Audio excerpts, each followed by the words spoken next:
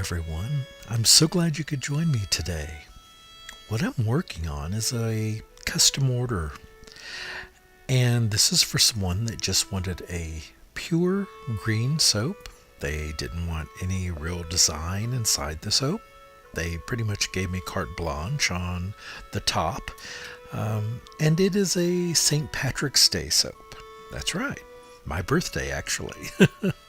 and This one is going to be one of my goat milk soaps, obviously, and it's going to be scented with sweetgrass and rosemary. So it's going to be a delicious soap, and I'm so glad you're here with me to watch me making it. Now, this one is going to be, it's going to take a little bit of time because I have to melt the goat milk, so I won't bore you with that process. But basically, I pour the lye in just a little at a time, stir, pour a little bit more lye in, stir, and move through that process.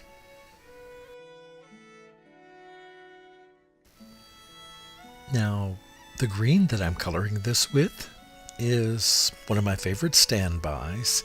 That's wheatgrass.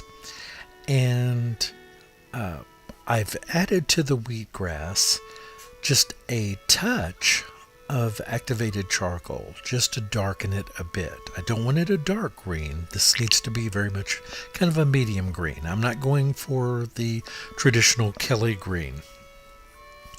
And that's really it. And there's not a lot more to this. Now, along with my goat milk here, I've also added colloidal oatmeal and silk and a bit of sea salt, just to make it a harder bar.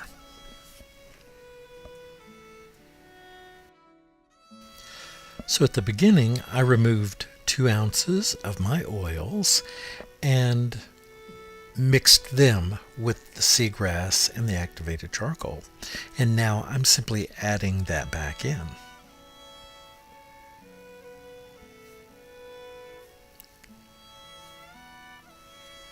And it looks really dark now, I realize that, but it lightens up considerably once it dries.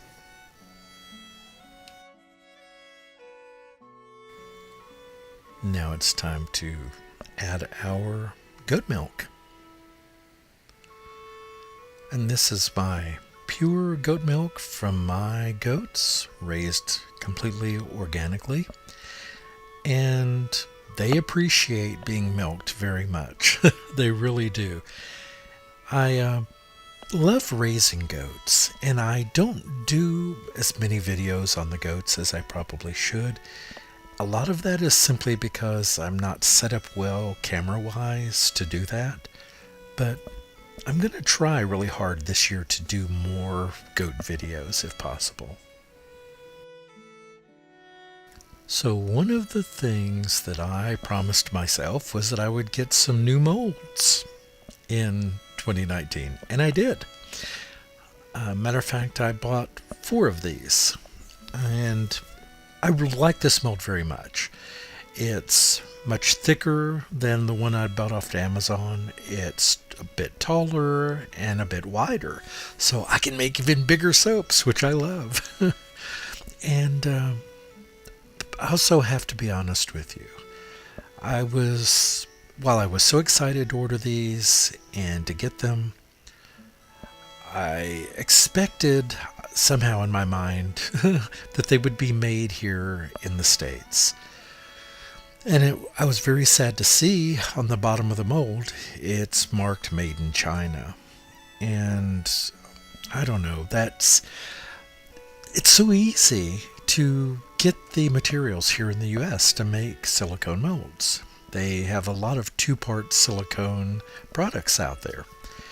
And you'd have to make the right shell in order to form this, obviously, and that would cost some money, right? The dye in order to form it into a mold. But that's a one-time charge, and I just don't understand why companies are still buying from China. I don't hate China, but I love America. And so I don't understand why more companies aren't making these here in America. And I bet that many soapers would prefer something American made, as long as they could get it at a reasonable price, not that unlike the price that they would pay for something that had been imported. I'd love you to leave a comment and give me your thoughts on this. What do you think? All right, so I brought this just to a light trace, and now I'm going to pour it in the mold.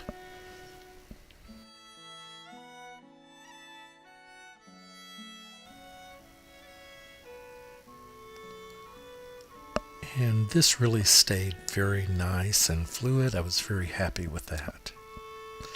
Now those little white globules that you're seeing are goat milk. And the reason for that is that this milk is very high in colostrum.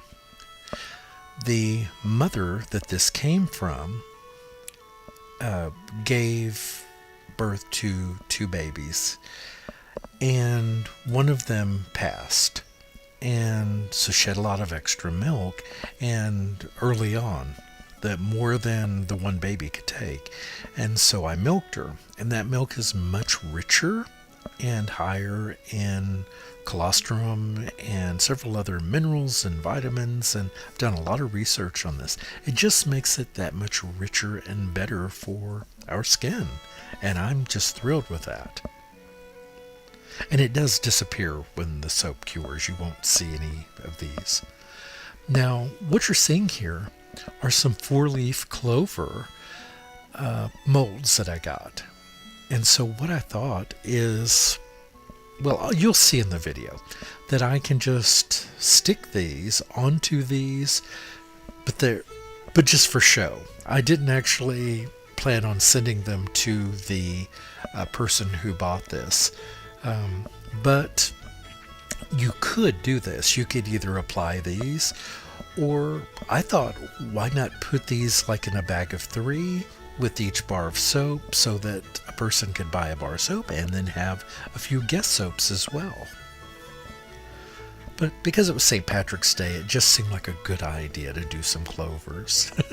Maybe I'll make my own soap for me or for my Etsy store and use these in it. But for this soap, they didn't want anything additional on them, so that's not how these will go out. But I just wanted to show you how it could look.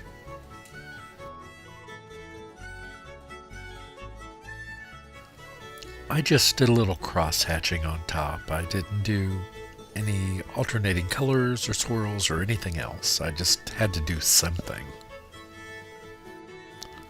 So, as I stated, it did lighten a little bit, but it's just the color I wanted. I wanted it more of a medium green, and it came out just as I wanted.